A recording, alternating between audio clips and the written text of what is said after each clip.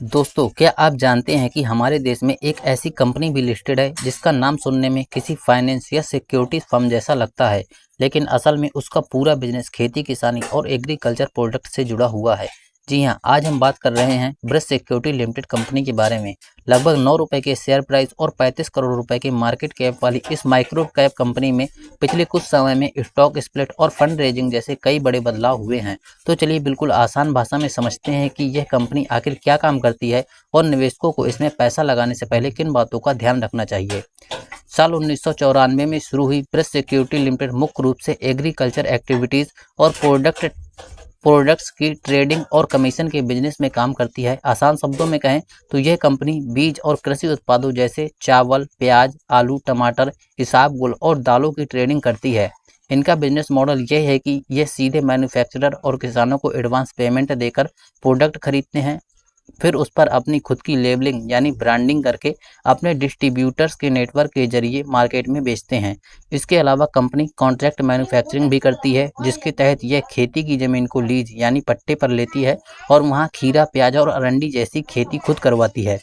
अगर दोस्तों कंपनी की रिसेंट कॉर्पोरेट एक्शन पर नज़र डाली तो कंपनी ने जुलाई 2024 में अपने इन्वेस्टर्स के लिए शेयरों को 1:10 के रेशियो में स्प्लिट किया था, जिससे मार्केट में शेयरों की लिक्विडिटी बढ़ सके।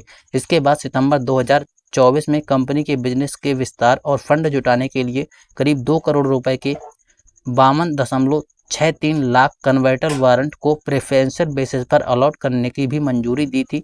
नाम भले ही सिक्योरिटीज वाला हो, लेकिन इन पैसों का इस्तेमाल इनके एग्रो ट्रेडिंग बिजनेस को आगे बढ़ाने के लिए किया जा रहा है। लेकिन दोस्तों, जब हम किसी पेनी स्टॉक की बात करते हैं तो उसके पीछे खतरों को समझना सबसे ज़्यादा जरूरी होता है। इस कंपनी में कुछ बहुत बड़े रेड फ्लैग्स हैं। पहला और सबसे बड़ा रिस्क यह है कि कंपनी पिछले कई सालों से लगातार रिकरिंग लॉसेस यानी शुद्ध घाटा दर्ज कर रही है, जिसकी वजह से इसके फाइनेंशियल रिजर्व पूरी तरह से खत्म या इरोड हो चुके हैं। फाइनेंशियल ईयर 2024 में कंपनी का सेल्स